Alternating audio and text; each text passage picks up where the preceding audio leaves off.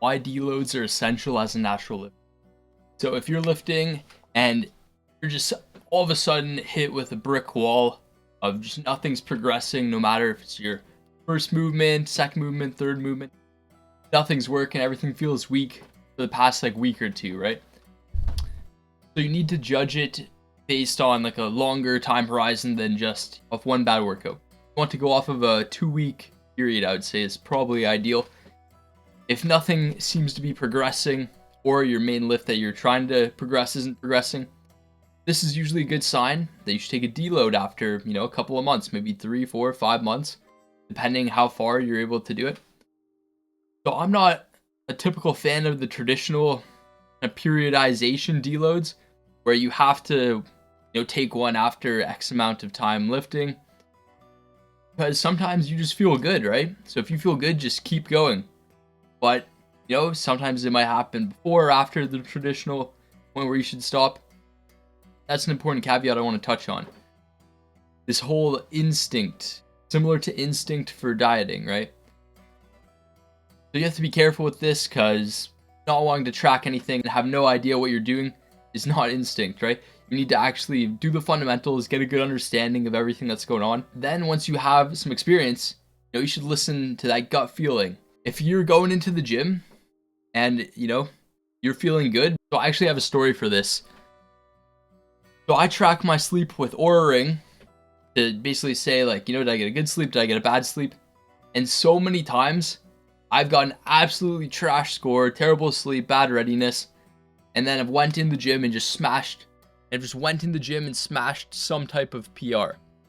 And then other times, like today, perfect sleep. Like I think I've had one of like the best sleeps I've had in months. And I go in the gym, terrible workout. Nothing progressed. Everything got worse for like, my second week in a row for my different exercises. Mainly my incline chest press is what I'm focusing on right now with the Smith machine. My joints just felt like they need to be like sprayed with WD-40, mainly my elbows and my shoulders.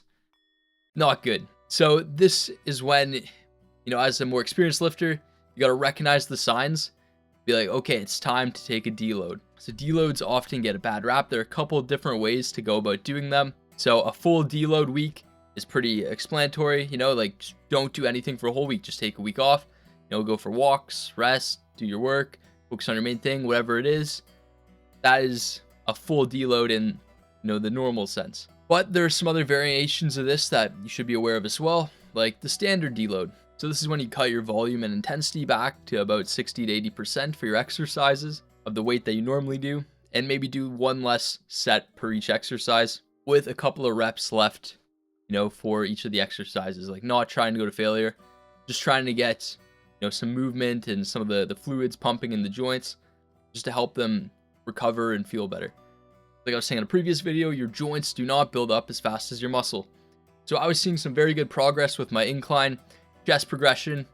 I got about 30 pounds stronger in the movement in about like maybe a month and a half or 2 months, which is pretty good. I haven't really focused on incline pressing in a while after I, tore my rotator cuff a couple years back, but I've slowly got back up to where I was before, and now I'm trying to progress it even more, making sure everything's stable and good. But inevitably, you hit these walls where it feels like, my muscles are no longer the limiting factor. It's just my joints, like my elbows and shoulders are just like in pain when I'm doing it, and I'm no longer making progress after a couple of weeks. So this is a good sign, and that's why I wanted to make a video about this. Well, not a good sign, but a good sign that you need to take a deload week and, chill out a little bit on lifting heavy, which I know might seem counterintuitive to some. Why would I want to take a break from progressing when things are going so well? I'm making so much progress. Momentum is great. Why would I want to kill that? Well, because we're going to think about this in a longer time horizon. We want to, get fast results over a long time period versus, we get 3 months and then inevitably if we keep pushing, maybe we, grind it out, get, maybe 5, 10 more pounds, maybe 20 more pounds, if you're lucky in the next like month or two. But inevitably, if this keeps going without taking that deload week, you're going to get injured. How do I know? Because I've been here before. I've been in this exact same situation multiple times. You push through stupidly, and then you hurt yourself. Especially with summer around the corner. Now on top of lifting, maybe you're playing some sports with some friends or doing some extra exercise. going for runs, whatever it may be, right? Joining some martial arts class. All this is going to put extra strain on your body. Recovery is going to be worse. Most of you guys are getting leaner at the same time because, you know, summer's around the corner. People are cutting. All this combines into a cocktail for you to get injured. So this is why I want to bring this to your guys' attention. Even if it's not necessarily, you know, the specific week for your program, if you are doing like periodization training, just going off your instincts. If you are getting that feeling where, you know, things are kind of a little achy, things are hurting, and you haven't progressed in any of your lifts for a week or two, this is a good time to take a deload. Now we have the third type that I'll specifically be doing.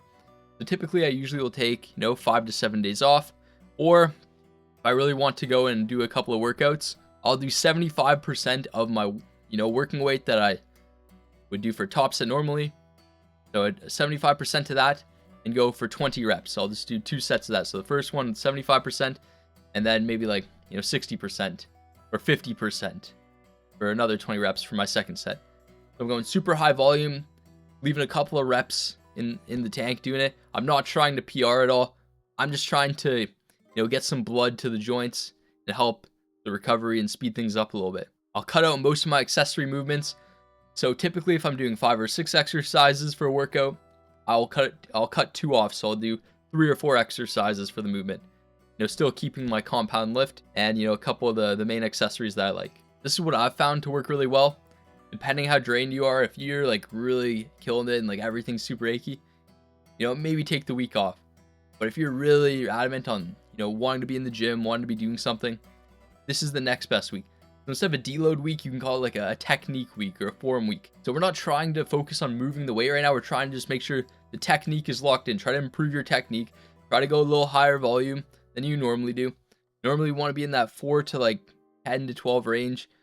But for this, we're going to go for the 20 range and just really focus on just getting a pump, just getting blood flow everywhere. So trust me, when your joints start feeling like you need to be spraying them with WD-40, you get them moving again, they're feeling like all cracky and everything. This is a sign, right? Your body is telling you we need to chill out a little bit and kind of re-strategize here. So don't make the mistake I did when I was younger, just pushing through until you get hurt. Definitely going to make your progress slower than if you just take the week off.